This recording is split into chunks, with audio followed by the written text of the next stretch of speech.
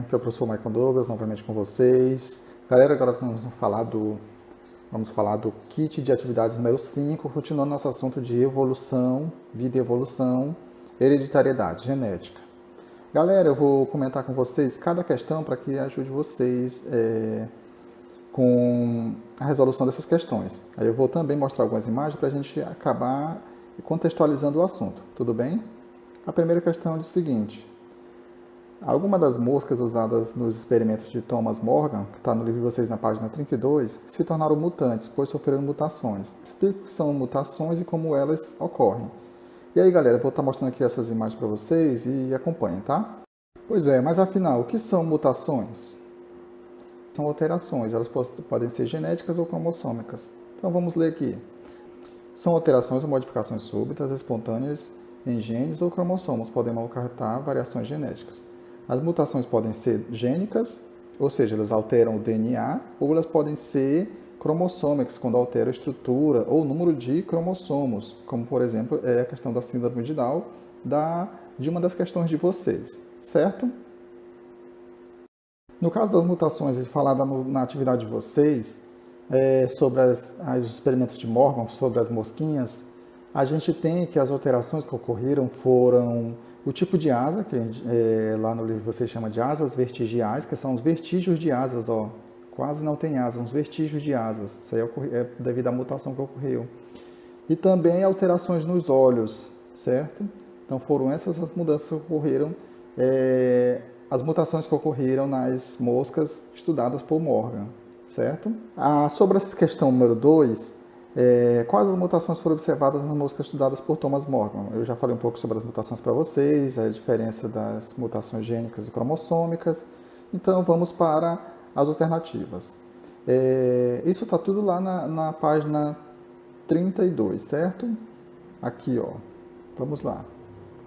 Aqui, ó. Questão número 2. Quais as mutações? Aí vocês têm as opções. O tamanho das patas e das antenas das moscas. Será que foram isso? Observem lá na página 32. Tipo das asas e cor dos olhos. Tamanho das moscas e das cabeças. Alterações no abdômen das moscas e aí a infertilidade. Vocês sabem que alterações genéticas podem causar tudo isso, mas as que foram observadas por Thomas Morgan lá nas mosquinhas que ele estudou foram quais? Marquem aí a resposta correta. O sexo de uma pessoa é determinado por cromossomos sexuais do par 23 do cariótipo. Isso está na página 35.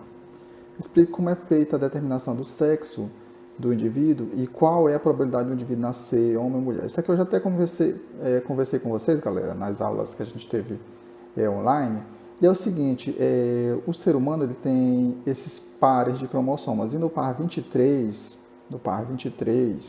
que é conhecido como cromossomos sexuais, os homens têm, no par 23, o cromossomo X e o cromossomo Y, e as mulheres têm o cromossomo XX.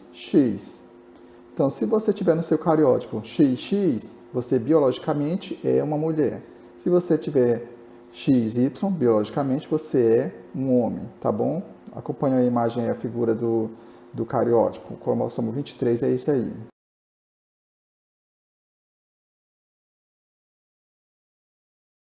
Questão: explique o que é uma doença ou característica congênita.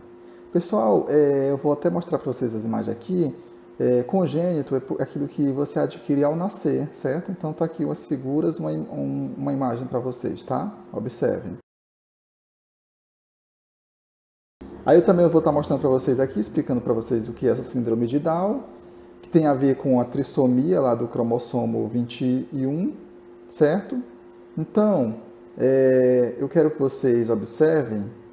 Pois é, sobre a síndrome de Down, temos que ela é, pessoal, você tem o cariótipo de vocês, o cariótipo de um ser humano, que é 23 pares de cromossomos, e tem uma alteração cromossômica no cromossomo 21.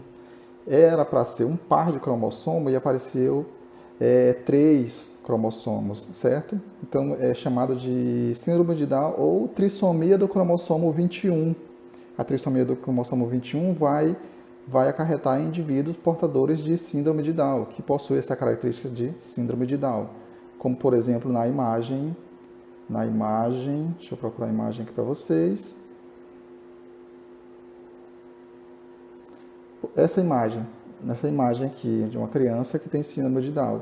São pessoas que possuem algumas características próprias, como por exemplo, possuem uma dificuldade maior de aprendizado, um nível intelectual mais reduzido, mas que podem conviver normalmente com a sociedade, porque são pessoas alegres, pacíficas, e é isso, mas que possuem essa característica genética da trissomia do cromossomo 21, certo? Sobre a 6, o que é biotecnologia? Pessoal, biotecnologia está na página 39, porque hoje em dia você está utilizando muito as ferramentas genéticas para alguma função. Através da biotecnologia você tem, por exemplo, a clonagem de seres humanos, você tem os transgênicos, que é o que eu falo aqui na questão 7. Então, biotecnologia, você está utilizando as ferramentas genéticas para alguma função, certo? Então, leiam com atenção a página 39 de vocês. E eu vou deixar também algumas imagens. Sobre a questão da biotecnologia, pessoal, a gente tem mudanças na característica genética dessas substâncias para torná-las mais suscetíveis a sobreviver a determinado tipo de ambiente, a determinado tipo de praga. Aí nós temos, por exemplo, o uso dos transgênicos, nós temos a produção de alimentos, nós temos o biodiesel, que é um combustível utilizado em automóveis, certo? Então é isso, a biotecnologia sendo usada na produção de alimentos, na produção de combustíveis. E aqui nós temos os transgênicos. Os transgênicos, eles são mais utilizados na produção de alimentos, certo? Então nós temos o milho transgênico, a batata transgênica, melão transgênico, soja transgênica, que produz o óleo de soja de forma transgênica. São alimentos que eles são alterados geneticamente para que eles possam sobreviver melhor ao ambiente e sobreviver a ataques de algumas pragas, certo? Daí a importância desses alimentos modificados geneticamente. Esses elementos modificados geneticamente são os transgênicos. Observem com atenção na página 39, tá? É possível clonar um ser humano? Pesquise e responda. Isso aqui eu vou deixar por conta de vocês, mas no livro de vocês também fala sobre isso, tá? Bem, sobre a clonagem, nós temos aí o exemplo clássico da clonagem da ovelha Dolly, que ocorreu lá por volta de 1997. Nós temos duas ovelhas e nós temos a ovelha que vai ser clonada, que é a ovelha A. Então, dela foi tirada uma célula da glândula mamária da ovelha A, e dela foi extraída o DNA, certo? Porque vocês sabem que todas as nossas características, elas são graças ao DNA. Então, nós temos a ovelha B, que dela foi retirada o óvulo. E o óvulo da ovelha B foi retirado o núcleo dela e depois foi retirado o núcleo e nesse óvulo foi inserido o DNA da ovelha A. Aí esse óvulo se replicou, como se tivesse ocorrido uma fecundação, e aí foi introduzido, esse embrião foi introduzido na ovelha C, que serviu de barriga de aluguel. Essa ovelha C, depois de certo tempo, teve uma ovelhinha que não era sua filha, porque ela não possui as características genéticas da ovelha C, é filha, na verdade não é nem filha, é clone da ovelha A, lá do começo, dessa ovelha aqui. Então essa ovelha aqui vai ter um clone, ou seja, uma ovelha idêntica a ela aqui, como se fosse um irmão gêmeo idêntico, mas na verdade é um clone, certo? Isso daqui é mãe, mas só por parte de barriga de aluguel, certo? Então, nem a ovelha A, nem a ovelha B, nem a ovelha C são mães de nenhuma delas. Na verdade, elas só cederam materiais para a produção da ovelha A, do clone da ovelha A. Essa ovelhinha aqui, ela é clone dessa ovelha aqui. Mas e aí? Vocês acham que isso é possível? Vocês acham que isso é possível no caso dos seres humanos? E é isso, pessoal. Obrigado por vocês terem acompanhado esse vídeo. Espero que tenha ajudado vocês a responder as questões. E se precisar de mais ajuda, contem comigo no PV, tá bom? É isso.